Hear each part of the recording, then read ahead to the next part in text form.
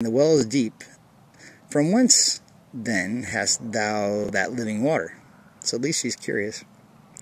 Art thou greater than our father Jacob, which gave us this well, and drank thereof himself and the children and his cattle?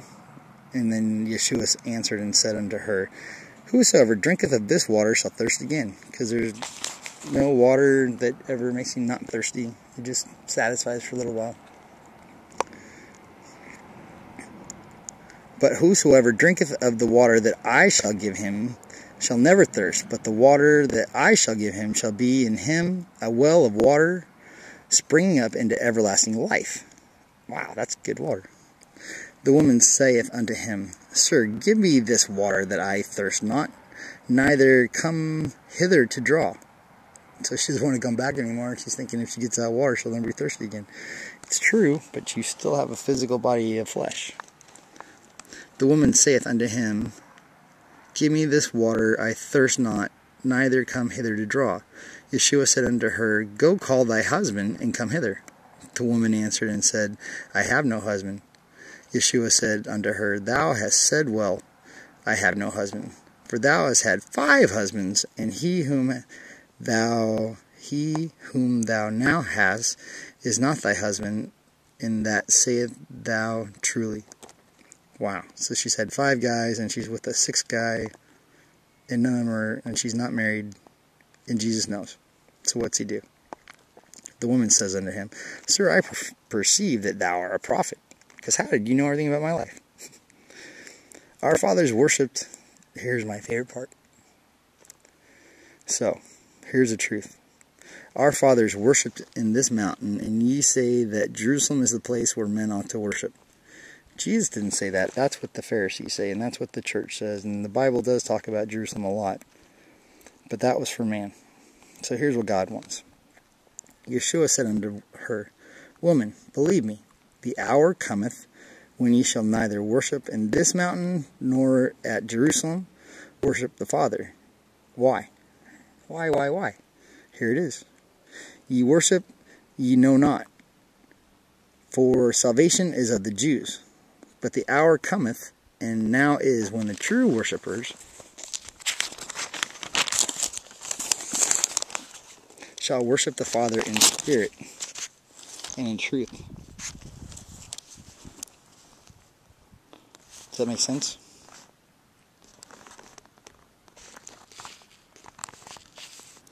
So, before you went to a certain place to go worship, I don't have to come here. It's just easier for me to get in the Spirit when I feel protected. To be in the Spirit and have no distractions. This is just my favorite place. Here in Mount Pinos.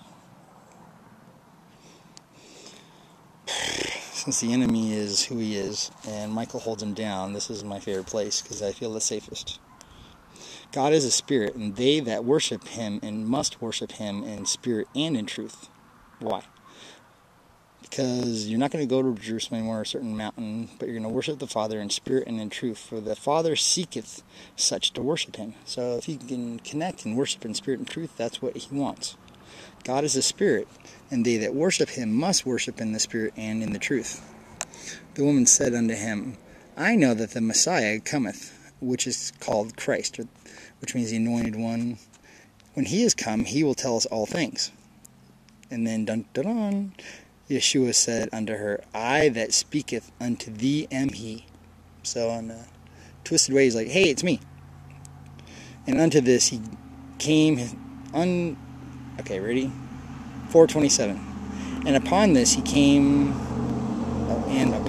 came his disciples, and marveled that he talked with the woman, yet no man said, What seekest thou, or why talketh with her? So none of them even asked. The woman then left her water pot, and they went away into the city, and saith unto the men, Come, see a man which told me all things that I ever did. Is this not the Christ? And when they went out of the city and came unto him, So the whole town, or however many people followed her to go find out. In 4:31. In the meanwhile, his disciples prayed, saying, Master, eat. But he said unto them, I have meat to eat that ye do not know of. Therefore said the disciples to one another, Hath any man brought him aught to eat? So they're asking, well, what is he going to eat? Does he have a steak hidden in his jacket or something? And Yeshua said unto them, my meat is to do the will of him that sent me and to finish his work. Oh, I know that feeling. That is why I'm here. To not finish and to have to think about it all the time and to know this world just makes it so it's almost impossible to serve is hard. So my meat is the same. But he said unto them, I have meat to eat that ye know not of. Therefore said to the disciples to one another, hath any man brought him aught to eat? A-U-G-H-T. Yeshua said unto them, my meat is to do the will of him that sent me and to finish his work. Say not ye, there are yet 4 months, and then cometh the harvest. Behold, I say unto you, lift your eyes, and look on the fields, they are white, already to harvest.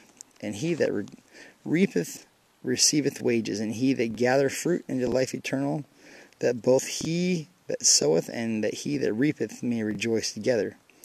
And herein is that saying true, one sows and another reapeth. I sent you to reap that whereupon ye bestowed no labor, other man labored, and ye are entered into their labors. And many of Samaritans of that city believed on him for the saying of the woman which testified, he told me all things that I ever did. So when the Samaritans were come unto him, that he would tarry with them, and he abode there 2 days. And many more believed because of his own word, and said unto the woman, now, we believe not because of thy sayings. Okay, wait a minute. And many more believed because of his own word, and said unto the woman, now we believe not because of thy saying, for what we have heard of him ourselves. So at first they just believed because of her, and now they believe because of what they heard themselves. And they say, we have heard him ourselves, and know this is indeed the Christ, the Savior of the world. Doo-doo-doo. It's pretty cool, huh? Now after 2 days he departed thence, and went into Galilee. For Yeshua himself testified that a prophet has no honor in his own country. They actually kicked him out at some point.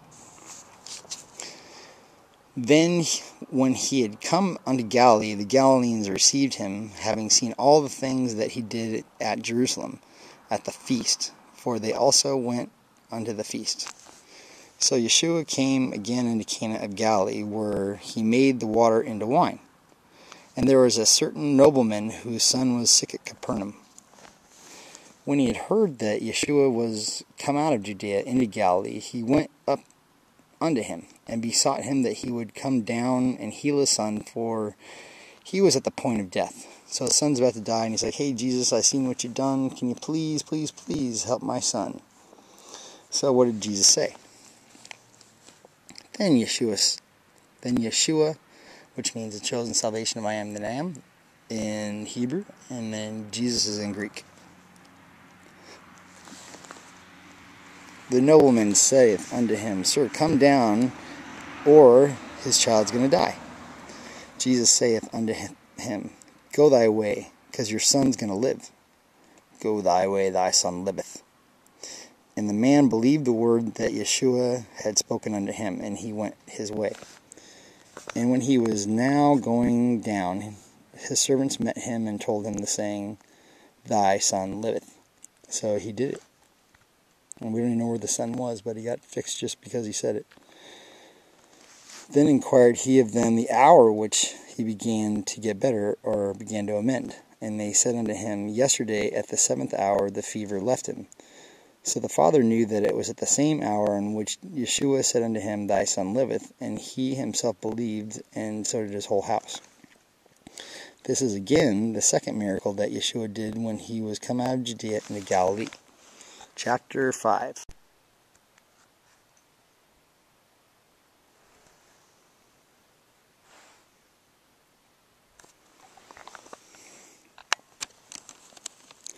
After this there was a feast of the Jews, and Jesus went up to Jerusalem.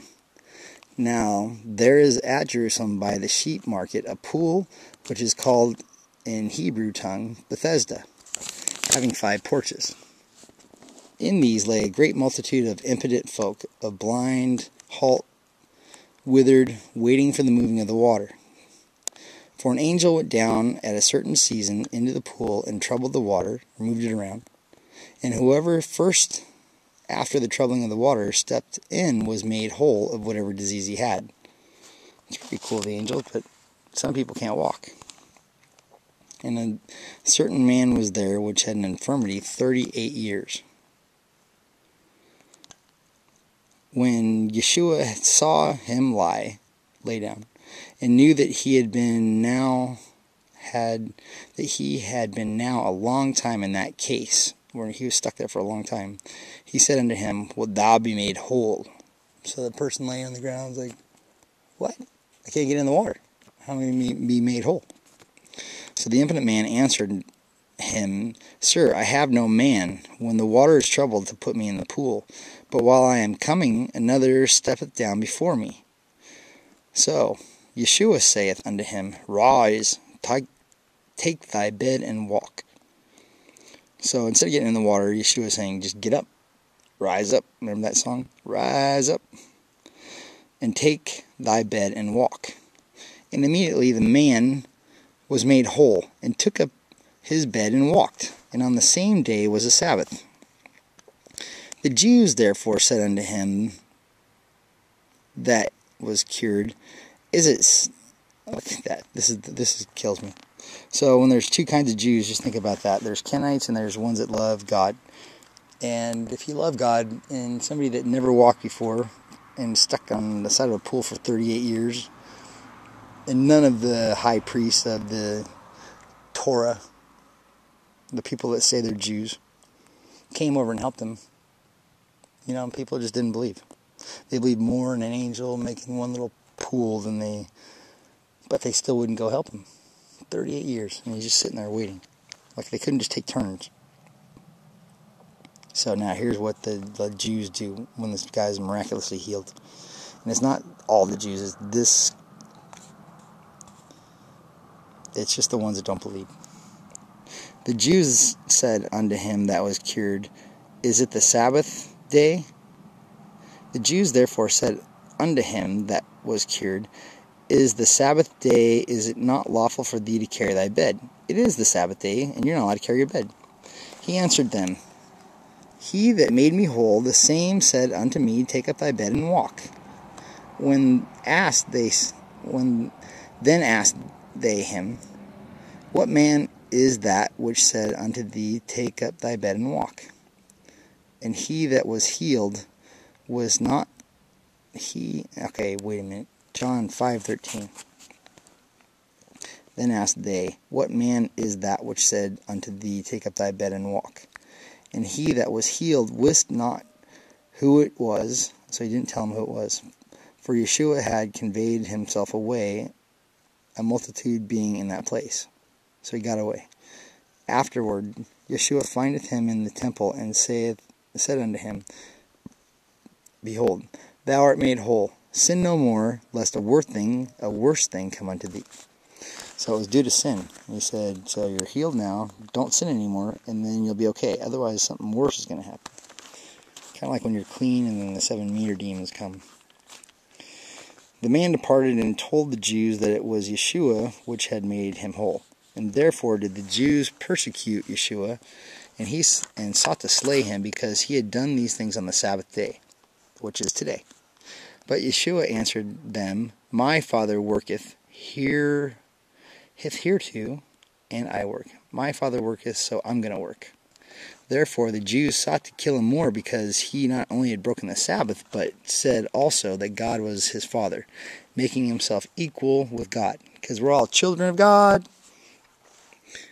Then answered Yeshua and said unto them, Verily, verily, I say unto you, the Son can do nothing of himself, but what he seeth the Father do. For what things soever he doeth, these also the Son does likewise. God, Old English is so hard. So basically it's saying, Yeshua answered and said,